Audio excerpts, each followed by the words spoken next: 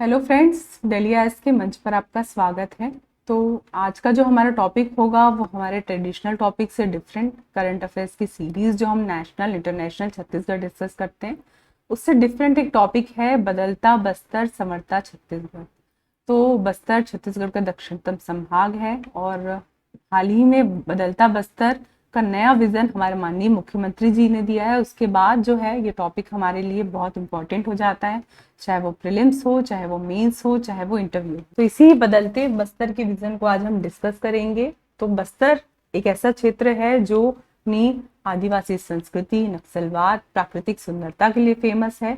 और इसी बदलते बस्तर के नवीन विजन में हम विभिन्न आयाम डिस्कस करेंगे, जो कि एग्रीकल्चर होंगे, एजुकेशन होगी, यहाँ का यूथ होगा, और इसके अलावा यहाँ पर हम यहाँ की जो टूरिज्म डेवलपमेंट है, यहाँ की प्रॉब्लम्स है और सॉल्यूशन है, इन सब टॉपिक्स पर डिस्कस करेंगे। तो सबसे पहले बदलते बस्तर के नवीन आयाम में हम कृषि क्षेत्र में जो बस्तर में क्रांति हो रही है उस पर डिस्कस करेंगे। तो बस्तर में एग्रीकल्चर सेक्टर में ऐसा क्या हो रहा है जिससे बस्तर आत्मनिर्भर बन रहा है। तो जैसा कि हम जानते हैं कि बस्तर में जो है लाल बलुई मिट्टी, टिकरा ऐसी मिट्टी मिलती है जहां पर मोटे अनाज जैसे कि मिलेट्स में बाजरा, रागी और ज्वार उगाया जाता है। तो ये जो इन्हीं मिलेट्स को प्रमोशन देने के लिए 2021 में सरकार ने Indian institute of research Hyderabad के साथ मिलेट रिसर्च के साथ एमओयू किया, जिसके तहत मिलेट मिशन आया। अब ये जो मिलेट मिशन है इसके तहत बस्तर के जिलों में ज्यादा से ज्यादा मिलेट उगाया जाने लगा, धान के बदले मिलेट की खेती की जाने लगी। तो बस्तर की जो खेती है वो ट्रेडिशनल के साथ धान के साथ मिलेट को बढ़ावा दिया गया। अब ये जो मिलेट मिशन है इसके तहत हम कोदो, कुटकी और रागी को छत्तीसगढ़ में एमएसपी पर खरीदना चालू करते हैं। तो छत्तीसगढ़ पहला ऐसा राज्य है जो एमएसपी पर कोदो, कुटकी और रागी का क्रय करता है। अब इसकी एमएसपी क्या है ये आप कमेंट बॉक्स में बताएंगे 2025-6 के लिए। इसके अलावा छत्तीसगढ़ में ये जो मिलेट्स हैं इसका प्रसंस्करण करके मिलेट प्रसंस्करण उद्योग, मिलेट कैफे बनाए जा रहे हैं। बस्तर के कुछ क्षेत्र हैं जैसे कि कांकेर और दुर्ग कुंतल, यहाँ पर मिलेट प्रोसेसिंग यूनिट प्रारंभ की गई है जिससे इन प्रोडक्ट का विक्रय करके किसानों को अतिरिक्त आय हो और उनकी आय दुगनी हो। तो बस्तर में मिलेट के आने से फसल विविधीकरण बढ़ा है, क्रॉप डाइवर्सिफिकेशन बढ़ा है, और इसी क्रॉप डाइवर्सिफिकेशन के साथ हम बस्तर में जा रहे हैं जैविक खेती। तो इसी क्रॉप डाइवर्सिफिकेशन के साथ हम बस्तर में जा रहे हैं जैविक खेती की ओर। तो 2016 में ये जैविक खेती मिशन प्रारंभ किया गया। अब इस जैविक खेती मिशन के तहत जो बस्तर का दंतेवाड़ा, बीजापुर, सुकमा और नारायणपुर है इसको पूर्ण जैविक जिला बनाया गया, और इसके साथ ही यहाँ पर इन पूर्ण जैविक जिलों में जैविक सुपर मार्केट की स्थापना की गई। तो क्या है ये जैविक सुपर मार्केट? तो यहाँ पर जितने भी बायो फर्टिलाइजर्स हैं, मेडिसिन हैं, बायो मेडिसिन है, वो एक ही छत के नीचे मिलती है, इसलिए इसे जैविक सुपर मार्केट की संज्ञा दी गई है। तो ये तो हुई जैविक खेती की बात। इसके बाद बस्तर में ट्रेडिशनल के साथ मॉडर्न एग्रीकल्चर टेक्निक्स को भी लाना इंपॉर्टेंट है। तो इसके लिए हम ड्रोन की सहायता से जो है फर्टिलाइजर और दवाओं का छिड़काव कर रहे हैं। तो केंद्र सरकार की एक योजना आई थी, नमो ड्रोन दीदी योजना। इसी योजना के तहत जो बस्तर की वुमेन सेल्फ हेल्प ग्रुप्स हैं उनको ड्रोन टेक्निक्स में हम स्किल उनका डेवलपमेंट कर रहे हैं और ड्रोन की सहायता से बस्तर में एग्रीकल्चर को बढ़ा रहे हैं। तो एग्रीकल्चर को बड़े स्तर पर करने पर हमें कन्वेंशनल के साथ मॉडर्न टेक्नोलॉजी, मशीन्स की जरूरत होती है। तो बस्तर के किसान इकोनॉमिक इतनी स्टेबल नहीं है कि वो ऐसी मशीन्स खरीद सकें। तो इसी समस्या के समाधान के लिए सरकार ने कस्टम हायरिंग सेंटर्स खोले हैं। अब इन कस्टम हायरिंग सेंटर्स की सहायता से हम क्या कर रहे हैं, किसानों को किराए पर मशीनें दे रहे हैं जिससे वे अच्छे स्तर पर फार्मिंग टेक्निक से एग्रीकल्चर कर सकें। तो ये एग्रीकल्चर की बात हुई जिसमें हम एमएसपी पर कोदो, कुटकी, रागी खरीद रहे हैं, क्रॉप डाइवर्सिफिकेशन की तरफ जा रहे हैं, और हम जैविक खेती के साथ मॉडर्न टेक्निक्स को अपना रहे हैं। इसके अलावा अगर हम नेक्स्ट सेक्टर देखेंगे तो वो युवा शक्ति है। युवा शक्ति किसी भी क्षेत्र में बदलाव का सबसे बड़ा साधन होती है। तो बस्तर में भी इसी युवा शक्ति के उत्थान और विकास के लिए इन्हें विभिन्न सेक्टर्स में कौशल विकास किया जा रहा है, इनका स्किल डेवलपमेंट किया जा रहा है। अभी तक के डेटा के अनुसार लगभग 90,000 जो युवा हैं उनको विभिन्न क्षेत्रों में व्यावसायिक प्रशिक्षण दिया गया है और इसमें से 50% का प्लेसमेंट भी हुआ है। साथ ही इनको स्वरोजगार के लिए भी प्रेरित किया जा रहा है। और इसके अलावा अगर हम देखेंगे तो बस्तर क्षेत्र में भी एआई क्रांति को लाने के लिए यहाँ के युवाओं को आर्टिफिशियल इंटेलिजेंस की शिक्षा दी जा रही है। तो ये तो युवाओं के कौशल विकास की बात हुई। इसके बाद अगर हम शिक्षा की बात करते हैं तो शिक्षा किसी भी क्षेत्र में बदलाव का बड़ा साधन होती है। तो बस्तर क्षेत्र में भी राष्ट्रीय शिक्षा नीति को लाया गया जो एनईपी 2020 थी, छत्तीसगढ़ में जो लागू हुई 2024 से। तो बस्तर में इसके लागू होने से क्या फायदे हुए? बस्तर में इसके लागू होने से ये हुआ कि यहाँ पर त्रिभाषा फॉर्मूला आया। इस त्रिभाषा फॉर्मूला के तहत बस्तर में हिंदी इंग्लिश के साथ यहाँ की लोकल लैंग्वेज में भी बच्चों को एजुकेशन दी जाने लगी। अब यहाँ पर जो बस्तर की 18 लोकल लैंग्वेज है वहां पर स्कूली शिक्षा बच्चों को दी जाएगी, ऐसा प्रावधान किया गया है। इसी प्रावधान के तहत जो फर्स्ट फेज है उसमें छत्तीसगढ़ी, सरगुजिया, हल्बी, सदरी और गोड़ी और उरांव, इनमें इनका कोर्स तैयार किया जा चुके हैं और इनमें इनको शिक्षा दी जा रही है जिससे बच्चे जो हैं वो स्थानीय भाषा में शिक्षा प्राप्त करके आगे बढ़ सकें। तो इसके अलावा अगर हम देखेंगे तो बस्तर में स्थानीय भाषाओं की शिक्षा के साथ साथ स्पेशल स्कूल्स के थ्रू भी शिक्षा दी जा रही है, जिसमें एकलव्य स्कूल्स हैं और प्रयास आवासीय विद्यालय हैं। इन स्कूल्स में जो ट्राइबल बच्चे हैं उनको रेसिडेंशियल फैसिलिटी दी जा रही है जिससे वो वहां रहकर आगे कॉम्पिटिटिव एग्जाम की तैयारी कर सके और स्कूली शिक्षा में भी अच्छे हो सके। तो ये स्पेशल स्कूल्स के बाद अगर हम देखेंगे तो शिक्षा के लिए सबसे बड़ी प्रॉब्लम होती है फाइनेंस। तो ट्राइबल एरिया के बच्चे कई बार इकोनॉमिक इतने अच्छे नहीं होते जिसके कारण उनकी जो पढ़ाई है, हायर एजुकेशन जो है वो बाधित होती है। तो इसी समस्या के निदान के लिए सरकार ने छत्तीसगढ़ उच्च शिक्षा ऋण सहायता के तहत जो आदिवासी बच्चे हैं उनको 0% ब्याज पर ऋण प्रदान करने की योजना लाई। इसके तहत बच्चों को 4 लाख तक का जो लोन है वो 0% ब्याज दर पर दिया जा रहा है और जो शेष जिले के बच्चे हैं उनको 1% ब्याज दर पर ये ऋण दिया जा रहा है। तो एजुकेशन के क्षेत्र में इनको ये फाइनेंशियल फैसिलिटी दी जा रही है। इसके अलावा जो एमबीबीएस की पढ़ाई है छत्तीसगढ़ में भी बस्तर क्षेत्र में हिंदी में कराने की बात चल रही है जिससे जो बच्चे हैं उनको मेडिकल सेक्टर में भी आगे बढ़े और अच्छे डॉक्टर बन सके।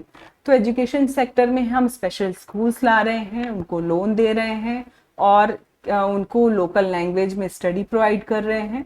इन प्रयासों के माध्यम से जो है बस्तर में एजुकेशन सेक्टर आगे बढ़ रहा है। तो इन प्रयासों के माध्यम से बस्तर में जो है वो एजुकेशन सेक्टर आगे बढ़ रहा है।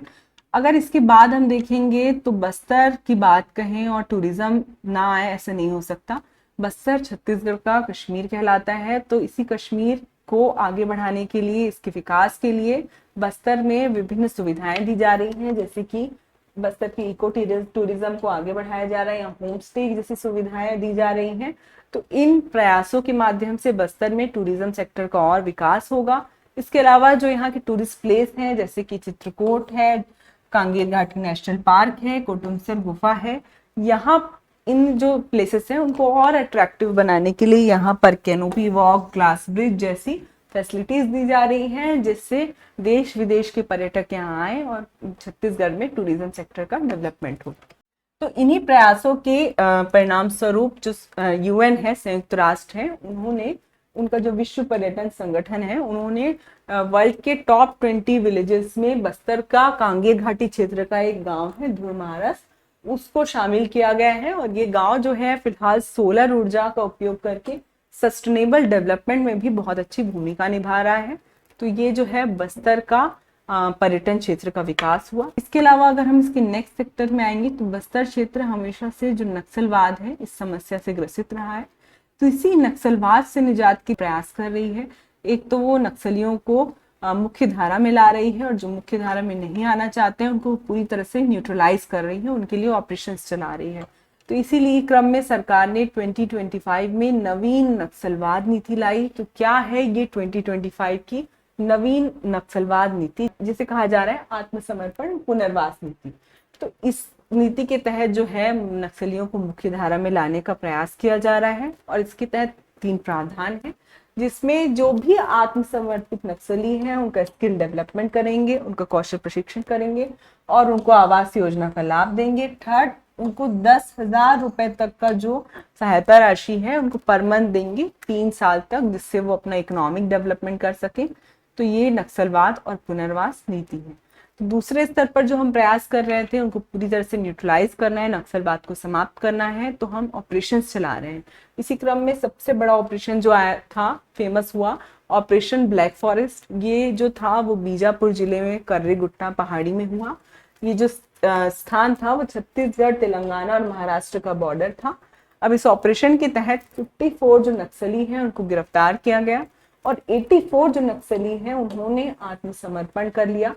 इसी ऑपरेशन के बाद सरकार का लक्ष्य 2026 तक पूरी तरह छत्तीसगढ़ को, बस्तर क्षेत्र को नक्सल मुक्त करना है और सरकार लगातार अपने इस लक्ष्य की ओर आगे बढ़ रही है। तो इसके बाद अगर हम देखेंगे तो बस्तर में जो है वहाँ के मेन लोग ट्राइब हैं, तो इन्हीं ट्राइब के उत्थान के लिए सरकार कई स्तर पर प्रयास कर रही है। तो इनके उत्थान के लिए सबसे पहले तो सरकार इन्हें इनके जमीन वापस कर रही है, वन अधिकार पत्र दे रही है, सामूहिक और व्यक्तिगत दोनों स्तर पर, जिससे ये वनोपज का संग्रहण कर सके और इनका आर्थिक विकास हो। दूसरे स्तर पर ये सरकार सुरक्षा कैंप बना रही है, जिससे सुरक्षा कैंप के स्तर पर उनका विकास हो और उनकी सुरक्षा सुनिश्चित हो। तीसरे स्तर पर है नियत निर्लार योजना।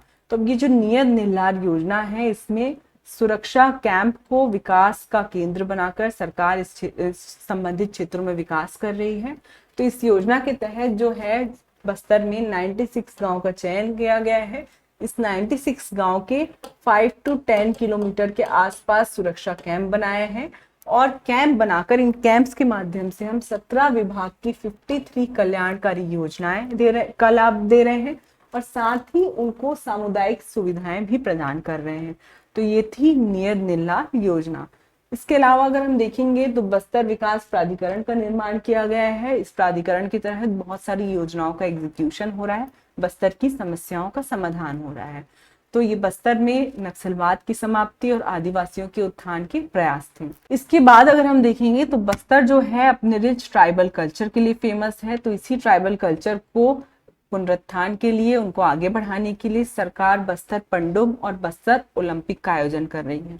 तो बस्तर ओलंपिक में हमने 11 खेलों का चयन किया, उसमें हमने प्रतिस्पर्धा करवाई और इसमें लगभग 1.65 खिलाड़ियों ने भाग लिया, जिससे बस्तर की जो ट्रेडिशनल खेल है वो आगे बढ़े। इसके अलावा अगर हम देखेंगे तो बस्तर पंडुम जो था वो बस्तर की संस्कृति को आगे बढ़ाने का, वहाँ की कलाकारों को नया मंच देने का माध्यम था। इसके तहत 7 विधाओं में, जैसे कि नृत्य, गीत, संगीत, शिल्पकला, इनको हमने इस 7 विधाओं में कंपटीशन कराया और इस कंपटीशन में लगभग 47,000 लोगों ने भाग लिया। तो ये अपने आप में एक सक्सेसफुल प्रोग्राम था, जिससे बस्तर का जो कल्चर है वो आगे बढ़ा, दुनिया को पता चला बस्तर के कल्चर के बारे में। तो बस्तर की ये जो आदिवासी हैं, ये उनको आगे बढ़ाने के लिए, इसी संस्कृति को आगे बढ़ाने के लिए हम लोक कला दल को लगभग 10,000 रुपए की राशि देते हैं, जिससे वो अपने वाद्य यंत्र खरीद सकें, अपनी कला को आगे बढ़ा सकें। तो इस प्रकार बस्तर की संस्कृति में हमने लोक कला दलों को राशि का प्रोत्साहन, बस्तर पंडुम और बस्तर ओलंपिक की बात की। अब अगर हम नेक्स्ट देखेंगे तो बस्तर में जो है इंद्रावती यहाँ की जीवन रेखा कहलाती है। तो इसी इंद्रावती नदी के उत्थान के लिए, बस्तर में वाटर क्राइसिस के लिए, वाटर क्राइसिस की समस्या के समाधान के लिए, वाटर मैनेजमेंट के लिए हम इंद्रावती को महानदी से जोड़ रहे हैं। ये जो प्रोजेक्ट है 131 किलोमीटर लंबी नहर बनाने का प्रोजेक्ट है। अब इस प्रोजेक्ट से लाभ क्या होगा अगर हम देखेंगे तो इस प्रोजेक्ट से जो बस्तर में बाढ़ है, डुबान है, इस समस्या का समाधान होगा और जो है यहाँ की इरिगेशन कैपेसिटी बढ़ेगी। तीसरा ये है कि यहाँ पर बोधघाट सिंचाई परियोजनाएं हैं, उसको फिर से पुनर्जीवित करने की बात चल रही है। तो इससे क्या होगा कि 125 मेगावाट जो बिजली है उसका उत्पादन होगा। तो इस प्रकार बस्तर क्षेत्र में अगर हम वाटर मैनेजमेंट की बात करें तो हम इंटरलिंकिंग की बात कर रहे हैं। और बोधघाट परियोजना से बिजली विद्युत उत्पादन की बात कर रहे हैं। तो ये जो थे वो हमारे बदलते बस्तर के नवीन आयाम थे। तो इस बदलते बस्तर के जो प्रयास हमने डिस्कस किए उसके कुछ प्रभाव हमें तात्कालिक दिखाई देते हैं जो हम डिस्कस करेंगे। अब ये जो प्रभाव हैं ये आपके आंसर राइटिंग में बहुत वैल्यू एडिशन करते हैं, आपके कई बार प्रीलिम्स में भी पूछे जा सकते हैं, तो इसीलिए ये आपके लिए इम्पोर्टेंट हो जाते हैं। तो ये जो प्रयास थे उसके तात्कालिक प्रभाव हमें कुछ दिखे जो हमारे प्रीलिम्स के एस्पेक्ट से हमारे मेंस में आंसर राइटिंग में वैल्यू एडिशन करता है। तो उन प्रभावों को हम डिस्कस करेंगे कि ये जो सरकार ने नक्सलवाद के विरुद्ध विभिन्न ऑपरेशन चलाए उसके तहत जो 1432 जो नक्सली हैं उन्होंने आत्मसमर्पण किया नक्सलवाद पुनर्वास नीति के तहत। और दूसरा जो माओवादी की केंद्रीय समिति के सचिव था बसव राजू, उसको न्यूट्रलाइज करने में सरकार को सफलता मिली। तो नक्सलवाद की ये नीति की सबसे बड़ी सफलता रही।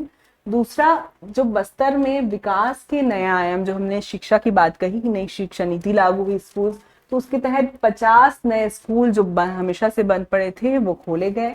और रावा घाट से जगदलपुर तक जो 140 किलोमीटर की न्यू रेलवेज का प्रोजेक्ट था उसको स्वीकृति मिल गई है, जिससे बस्तर में कनेक्टिविटी अच्छी होगी। और 607 मोबाइल टावर जो है बस्तर में चालू किए गए, जिसमें 349 को 4G में कन्वर्ट किया गया। अगर हम नियत निर्लार योजना की बात करेंगे तो इस योजना के प्रभाव से 42,000 जो परिवार हैं उनको आयुष्मान कार्ड और 98,000 जो फैमिलीज हैं उनको राशन कार्ड का वितरण किया गया है। इसके अलावा अगर हम देखेंगे तो पहली बार कई गांव हैं जहां पंचायत चुनाव हुए जो बीजापुर के, और बीजापुर के 12 गांव में पहली बार जो है 15 अगस्त को झंडा फहराया गया। तो इस प्रकार प्रभावों में हम देखते हैं कि बस्तर में जो है नक्सलवाद समाप्त हो रहा है, स्कूल्स खुल रहे हैं, यहाँ नए रेलवेज के प्रोजेक्ट आ रहे हैं, पंचायत चुनाव हो रहे हैं।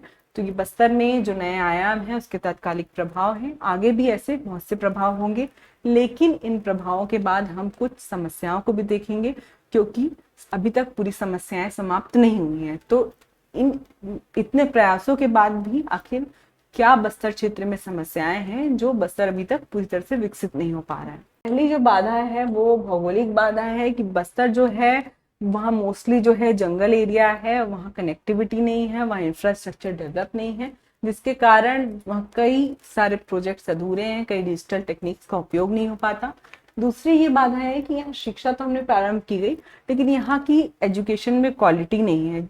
कि हमने पीएम पोषण योजना के तहत यहाँ बहुत सारी आंगनबाड़ी खोली लेकिन अभी तक यहाँ पर अच्छे टीचर्स नहीं हैं, क्वालिटी वाइज टीचर नहीं है, टीचर स्टूडेंट रेशियो यहाँ पर प्रपोर्शनेट नहीं है। तो ये दूसरी बाधा है। तीसरी ये है कि यहाँ पर इकोनॉमिक डिस्पैरिटी है। यहाँ पर क्या है कि जनजातीय क्षेत्र में अभी भी मार्केट प्लेस नहीं है, वो अभी भी अपने ट्रेडिशनल व्यापार रोजगार पर निर्भर है, उनका इकोनॉमिक डेवलपमेंट अभी भी पूरा नहीं हो पा रहा है। लास्ट ये है कि सांस्कृतिक एकीकरण की समस्या। हमने बस्तर ओलंपिक चलाया, बस्तर पंडुम चलाया, लेकिन अभी भी जो मध्य क्षेत्र का छत्तीसगढ़ है और बस्तर क्षेत्र का छत्तीसगढ़ है, दोनों में सांस्कृतिक एकीकरण में डिफरेंस है। अभी भी बस्तर की संस्कृति अलग थलग है। इसके लिए हमें जो बस्तर का कल्चर है और छत्तीसगढ़ की मिड क्षेत्र का कल्चर है, दोनों को मिलाकर चलना पड़ेगा। हमें भी बस्तर ओलंपिक और बस्तर पंडुम में इक्वली पार्टिसिपेट करना पड़ेगा। लास्ट है सांस्कृतिक एकीकरण की समस्या। तो इस समस्या के तहत जो हमें आदिवासी संस्कृति और आधुनिक संस्कृति दोनों में ही संतुलन बनाकर चलना पड़ेगा।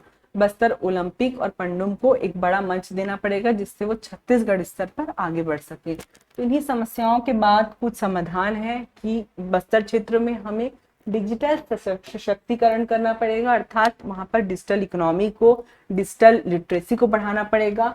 दूसरा ये है कि वहाँ पर हमें पर्यावरणीय स्थिरता के साथ विकास करना पड़ेगा। तो सेकंड ये है कि हमें वहाँ पर पर्यावरणीय स्थिरता को लाना पड़ेगा, पर्यावरण के साथ विकास को सुनिश्चित करना पड़ेगा, वन आधारित आजीविका को ज्यादा से ज्यादा बढ़ाना पड़ेगा। थर्ड ये है कि हमें जो वहाँ की जनजातीय समुदाय है उनको नीति निर्माण में शामिल करना पड़ेगा, जो लोकल प्रशासन है उनको बढ़ाना पड़ेगा, उनकी ज्यादा से ज्यादा पहुंच सुनिश्चित करनी पड़ेगी। फोर्थ ये सॉल्यूशन है कि उनका जो सांस्कृतिक संरक्षण है, जैसे बस्तर पंडुम, बस्तर ओलंपिक, ऐसे कार्यक्रम को हमको लगातार, ये सिर्फ कभी कभार होने वाले नहीं, ईयरली उनको लगातार करना पड़ेगा और उनमें ज्यादा से ज्यादा लोगों को पार्टिसिपेट करने के लिए प्रमोट करना पड़ेगा, जिससे कि बस्तर की संस्कृति आगे बढ़ेगी और आधुनिक और परंपरागत संस्कृति में संतुलन बना रहेगा छत्तीसगढ़ में। और अधोसंरचना विकास के लिए हम मुख्यमंत्री ग्राम सड़क योजना, मजरा टोला योजना, विद्युतीकरण योजना, इन सब योजनाओं के माध्यम से प्रयास कर रहे हैं। इस प्रकार बस्तर में संस्कृति, डिजिटल और उनका आर्थिक विकास, साथ ही लोकल गवर्नमेंट का पार्टिसिपेशन से इन समस्याओं का समाधान काफी स्तर तक हो सकता है। तो ये जो टॉपिक था हमारा बदलता बस्तर संवरता छत्तीसगढ़, अपने आप में एक पूरा ऐसे है। अब आप इसे ऐसे की तरह ले सकते हैं, प्रीलिम्स के बच्चे इसको वनडे के कुछ फैक्ट्स के अकॉर्डिंग ले सकते हैं, और जो मेंस में आंसर राइटिंग करते हैं उसमें हमारे छत्तीसगढ़ के पेपर जो 6 है और पेपर 5 है, दोनों में बस्तर इंपॉर्टेंट हो जाता है। तो ये टॉपिक ओवरऑल सभी हेड्स से इंपॉर्टेंट है। होप आपको ये टॉपिक अच्छा लगा हो, आपके लिए वीडियो इंपॉर्टेंट हो। तो नेक्स्ट हमारी जो सीरीज रहेगी वो करंट अफेयर्स पे रहेगी। तब तक के लिए thank you, keep learning, keep watching.